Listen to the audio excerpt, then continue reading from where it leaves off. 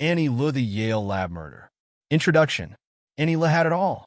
She was smart, pretty, and charming. The daughter of immigrants, her talent and hard work had won her a place in the graduate pharmacology program at the world-renowned Yale School of Medicine. She was about to marry the man she called her best friend.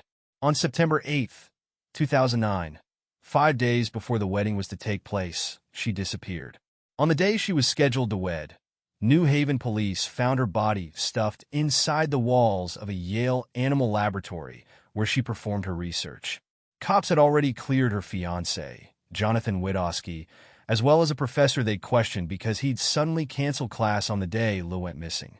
But detectives had been watching Raymond Clark III, a technician at Lee's Amistad Street lab. Authorities quickly amassed enough evidence to arrest and charge him. Prosecutors are confident they have enough proof to readily convict Clark. The question that remains is why Annie Lou was killed. Some commentators speculated that she and Clark might have had a sexual relationship. Police and friends disagree. Others suggested that the killing was the deadly climax in a town-gown conflict between the Ivy League University's students and its working-class staff. Lee's friends doubt that, saying that the warm, personable woman they knew could quell any conflict with a kind smile.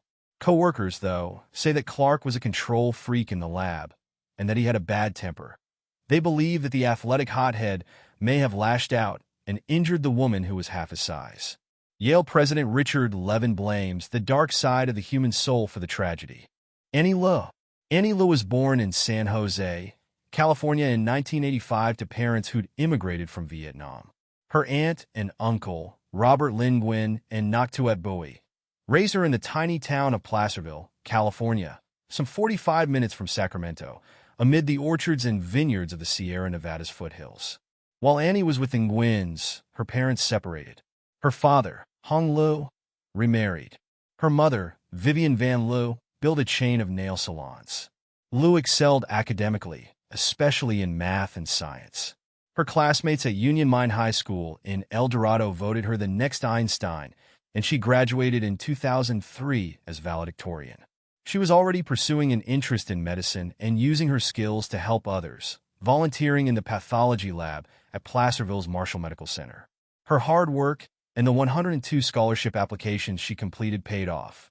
She received a full scholarship to the University of Rochester in upstate New York. There she studied cellular and developmental biology and met and fell in love with Jonathan Witkowski. She won a summer internship at the National Institutes of Health, where she still found time to volunteer in a soup kitchen and faithfully attend church. She enrolled in Yale's pharmacology program in 2007. Witkowski headed to New York to pursue advanced physics at Columbia University. They regularly made the hour-and-a-half trip between the two campuses to see each other, and soon they got engaged. Lou would have earned her Ph.D. in 2013. Under her faculty advisor, Anton Bennett, she was studying how fatty acids regulate an enzyme involved in preventing metabolic disorders and in treating cancer, diabetes, and muscular dystrophy.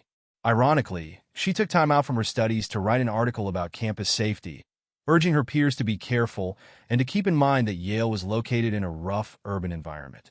She was diligent about using the school's safety escorts to get to her car at night. But she wasn't all seriousness. She was interested in fashion from vintage Chanel couture to $2 t-shirts. Her friends recall her as funny and upbeat, always ready for a joke. This petite, seemingly serious girl had an outrageous side. When her academic and extracurricular diligence didn't get her into her top choice for graduate school, she sent the school's dean of admissions a Xerox copy of her derriere. Academically and personally, she was an extraordinary young lady, and her life was cut short, lost and found. As usual, Lou was at her Sterling Hall office early the morning of Tuesday, September 8, 2009. She left her purse, wallet, and cell phone in her office and walked a block or so to 10 Amistad Street to check on the mice she was using in her enzyme research. Electronic key records show that at 10 a.m., she entered the Amistad Street lab. Surveillance footage shows her wearing a brown skirt and green t-shirt as she entered the building. Neither key records nor the security cameras recorded her leaving the building.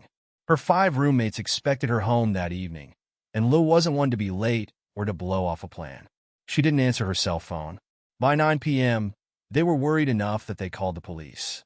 Investigators initially hoped that Lou was just having cold feet about her upcoming wedding, that maybe she was fleeing her engagement or just hiding out while she thought things through and wrestled her pre-wedding jitters. Her friends and family, and even the staff who'd met her at the North Ritz Club in Syosset, Long Island, where she was to be married in a lakeside gazebo, were convinced that she was solidly in love and looking forward to the ceremony, to her honeymoon in Greece, and to her life with Widowski. Police couldn't figure out how she could have got out of the building without being caught on film or in the key records, so they searched the Hartford dump where Yale's trash ends up, but they found nothing.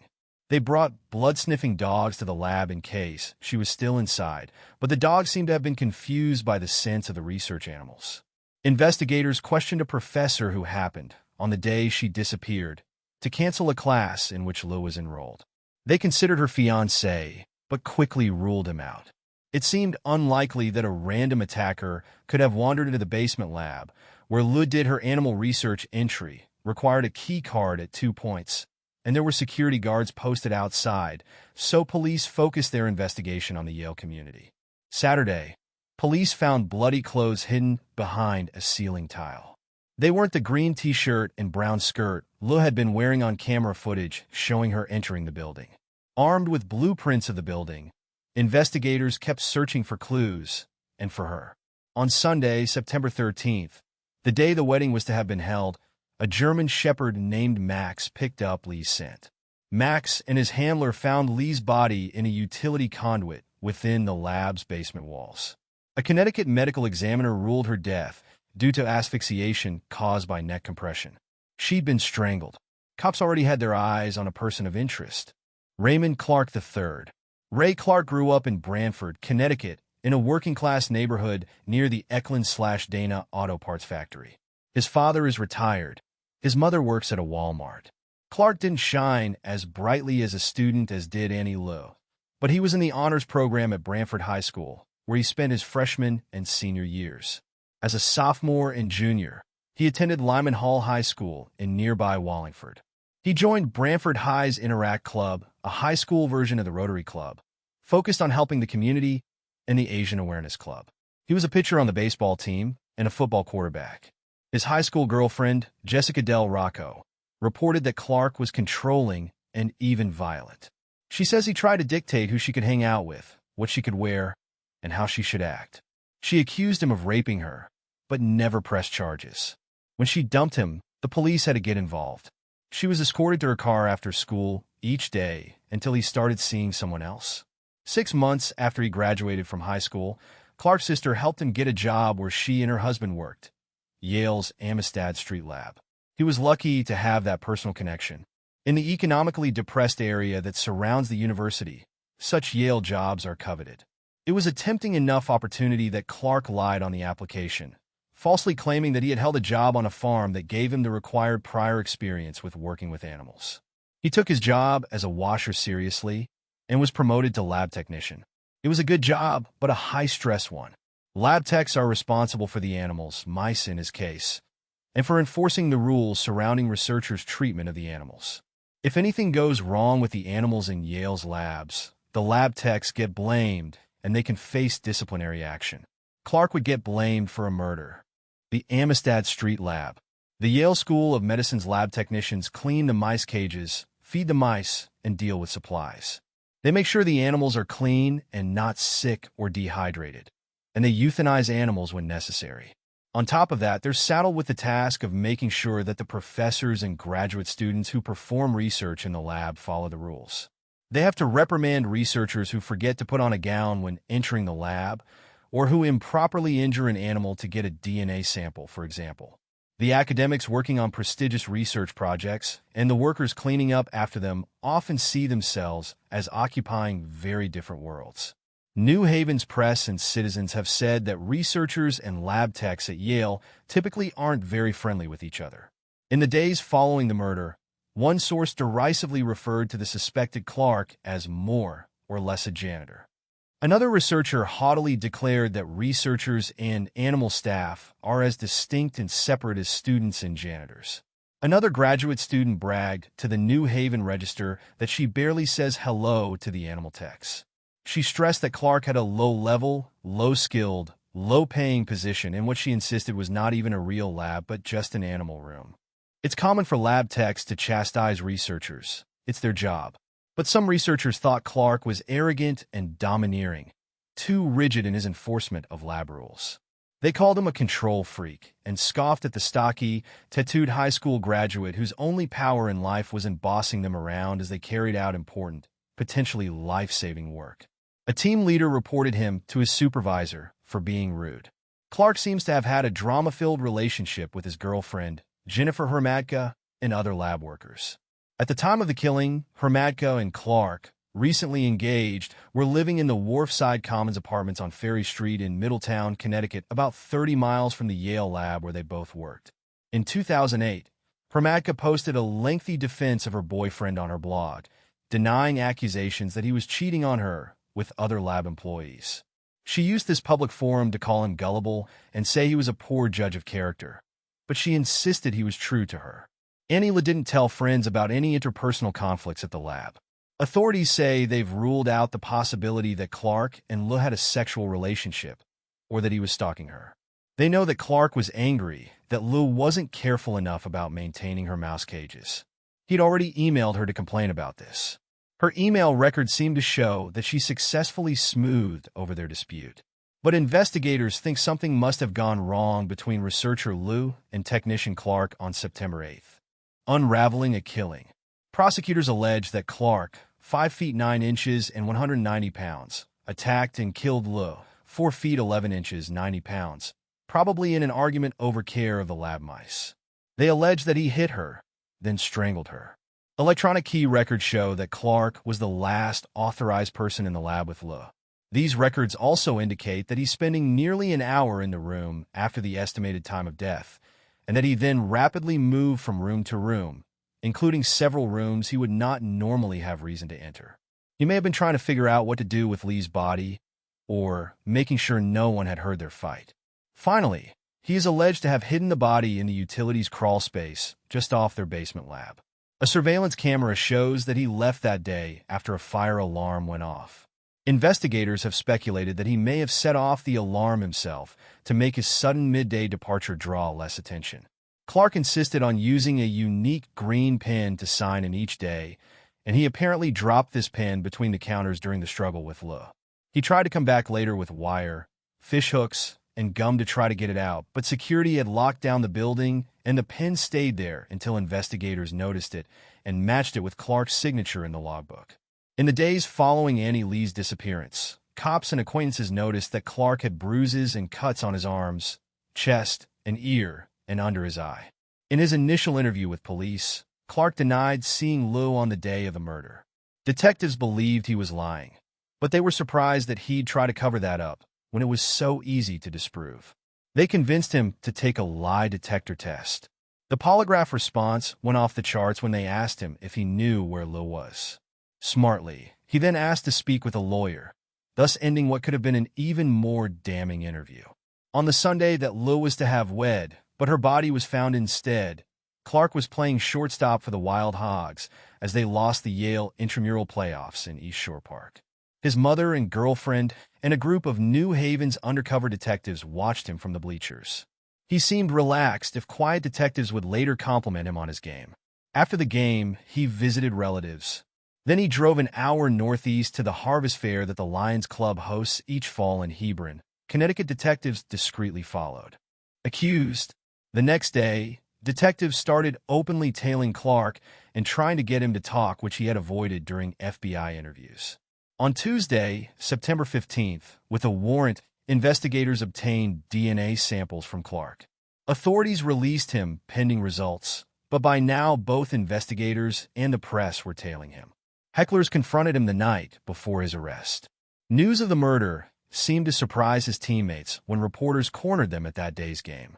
Clark was new to their team, but he'd played on another league team the year before with the brothers of one of the Wild Hogs players. When his old team couldn't round up enough players to register for the new season, the Wild Hogs had been happy to grab the talented young man as a shortstop. They knew he had a temper. He had to be separated from an umpire last season, but they thought he was a good player and a solid guy. Investigators soon found that Clark's DNA matched material found on Lee's clothes and corpse. Her blood was on a pair of boots that had his name on them, and investigators found her hair on his clothes. Thursday, September 17th, Clark was arrested at a Super 8 motel in Cromwell, Connecticut, and charged with murder. Police also towed his car and his father's Ford Taurus, which they believed Clark had been driving. His father lived in a retirement community about half a mile away. Clark had been staying with him, apparently trying to escape attention as suspicion increasingly focused on him.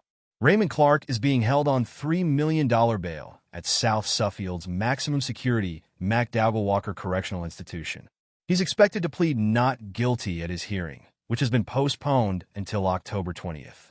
Clark's lawyers have petitioned to keep the search warrant affidavit sealed, as they fear the information in these documents will bias potential jurors. His public defender, Thomas Ullman, had already worried that leaks were damaging the defense. Things may be quiet for Clark until his trial. On September 22nd, 400 people gathered at Annie, Lee's fiancée's synagogue, Temple Bethel in Huntington, Long Island, to remember her. Her groom wore his wedding ring. On September 26th, another 500 friends and family members celebrated her funeral mass at the Holy Trinity Catholic Church in El Dorado Hills. California Yale University held its memorial service for Lew on October 12th. Prosecution. After his arrest, Clark was held at the MacDowell Walker Correctional Institution in Suffield, Connecticut, a maximum security prison, on $3 million bail. He appeared in Connecticut State Superior Court on October 6, 2009, but did not then enter a plea to the charges. His hearing was delayed until January 26, 2010, since not all of the materials in the case have been made available to lawyers. Clark initially pleaded not guilty on January 26th. His pretrial hearing was scheduled for March 3, 2010, in New Haven, and pretrial evidence processing was scheduled for July 26th. In October 2010, Clark's case was continued, and another hearing was scheduled for February 9, 2011. In March 2011, Clark entered a guilty plea in Lee's murder in exchange for a 44-year prison term. On an additional charge of an attempted sexual assault of Lew, he entered an Alford plea, a guilty plea that does not admit the facts but concedes the sufficiency of the evidence against him. Clark officially entered the pleas on March 17th, and he was formally sentenced to 44 years imprisonment on June 3rd. While Clark expressed great remorse at his sentencing, he offered no explanation for the attack and no motive was ever given. At the sentencing in New Haven Superior Court, Clark spoke publicly about his crimes for the first time. Family members of Lew and of the defendant were present in the courtroom, and many members of both families were visibly distraught and crying. Clark's father and 5 family members of Lew delivered statements expressing deep sadness at the crimes committed. Near the end of the delivery of his own statement, at the end of the proceeding, Clark expressed remorse and turned toward about 15 members of Lee's family to directly apologize. "I stand here today, taking full responsibility for my actions," Clark said, struggling through the statement as he teared up. "I am truly, truly sorry for taking Annie's life." Members of Lee's family delivered statements at the beginning of the proceeding. Lee's family expressed deep anguish concerning the crimes Clark committed, recalling memories of the events surrounding her murder in September 2009 and how the loss has affected them since. Lew family members said they had difficulty dealing with the hardship caused by the murder and that they have struggled to bring closure to the incident. Indeed, although the sentencing brought the criminal proceedings against Clark to an end, court battles over Lee's death could continue, with the family considering a civil suit, potentially against Yale. Lee's mother, Vivian Lew, composed herself following opening remarks made by prosecutor John Waddock in order to deliver the family's first statement. At one point during the delivery, she addressed Clark directly. "You took away my only daughter," Vivian said. "Her future is gone. Her life is gone. Society has lost a beautiful woman. My family has lost a beautiful soul." Clark is currently serving his sentence at the Cheshire Correctional Institution as inmate number 371189 and is scheduled for release on September 16, 2053.